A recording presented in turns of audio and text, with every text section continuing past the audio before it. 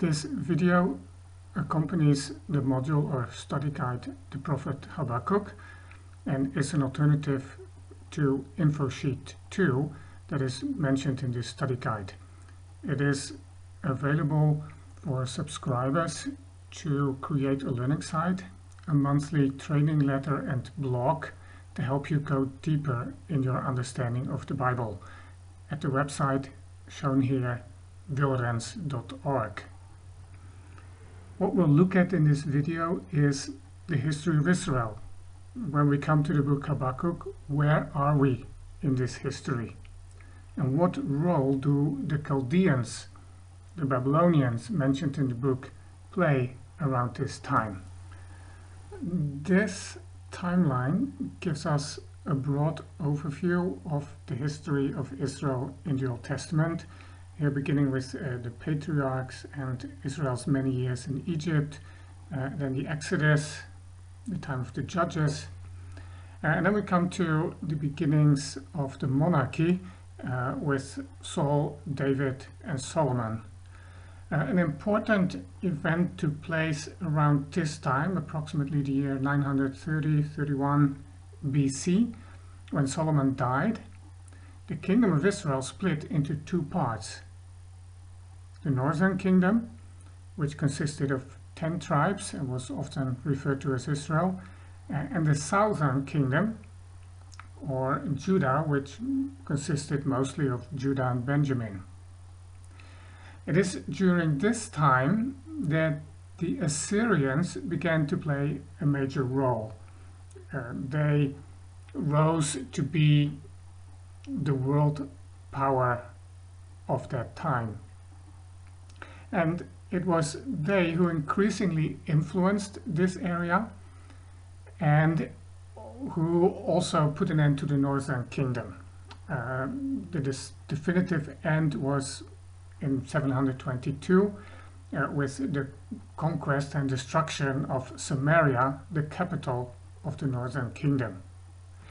As you can see, the southern kingdom continued to exist for another 136 years until 586. This is longer than the Assyrian Empire continued to exist. How did it come to that, the end of the Assyrian Empire? This is a map of the Assyrian Empire. It shows in the darker green the Assyrian Empire at a relatively early stage, and then the entire green area shows the Assyrian Empire at the time of its maximum extension, which included Egypt, and actually was not many years before its demise. We have here the well-known city of Nineveh and the city of Ashur. This is the Assyrian heartland, and these were the two capitals of Assyria during its final stage. Further to the south, here we have the city of Babylon, which was a vassal of the Assyrians at the time. The Babylonian king ruled as a king under the Assyrian king. And it just so happened that in 626 BC, a new Babylonian king ascended to the throne. His name was Nabopolassar, a name you won't find in the Bible.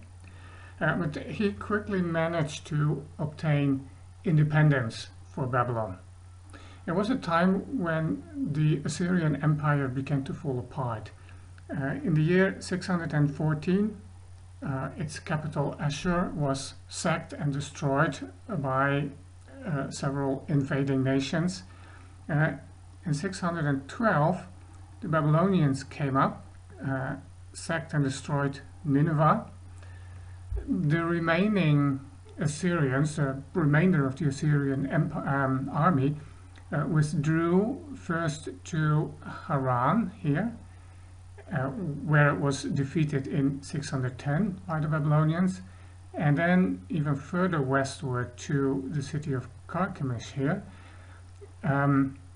At this point, The Egyptians under Pharaoh Necho came up trying to help the Assyrians against what they perceived as the new and bigger threat of the Babylonians, but to no avail. The decisive battle took place in 605 BC. By then Nabopolassar had grown too old. His son Nebuchadnezzar took over the command of the army and managed to obtain a resounding victory for the Babylonians, and this was the end, the definite end of the Assyrian Empire. For about 300 years or so, Assyria had been the most powerful kingdom in Mesopotamia, and in not many years it completely disappeared forever. Now, Habakkuk is prophesying about this rise of Babylon as a world power, about the conquests of the Babylonians, and indeed, already in the year 605, Nebuchadnezzar came to Jerusalem for the first time, even though this was not yet a war or a siege. He came back in 597, and in 586, that's when he besieged the city, took it, destroyed the temple, destroyed the city, and took its people into exile to Babylon. And that marks the end of the northern kingdom, of the southern kingdom. This means we have to place Habakkuk and his prophecy somewhere in the decades before the year 605. But it's hard to be more precise than that.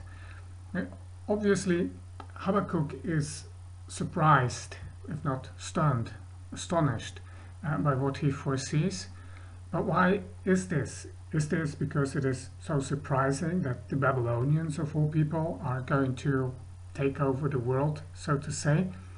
And therefore we must place him relatively early, before Nabopolassar emerged as an important and powerful king? Or is Habakkuk surprised that God would use the Babylonians, of all people, to bring correction to Judah? So already perhaps knowing about their violence, about their success, their conquest, and therefore perhaps living much closer to the events.